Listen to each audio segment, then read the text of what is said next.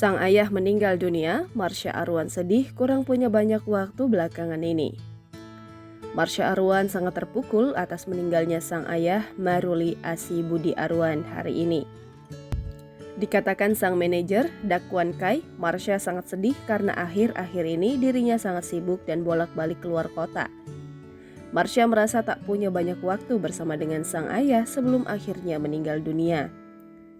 Dakwan mengatakan bahwa beberapa bulan lalu ayahanda Marsha sempat jatuh sakit karena jantung saat berada di Bali.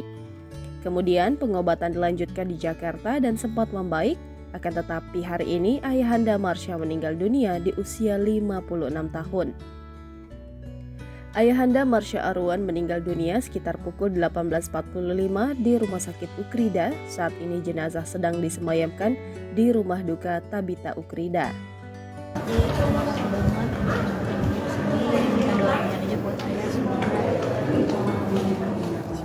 diterima, terus juga sebaiknya mama doain ya ayah juga kalau ada yang salah-salah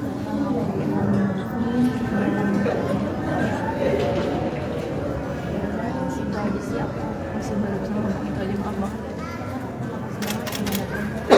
Sosok ayah seperti apa mungkin di masa masih.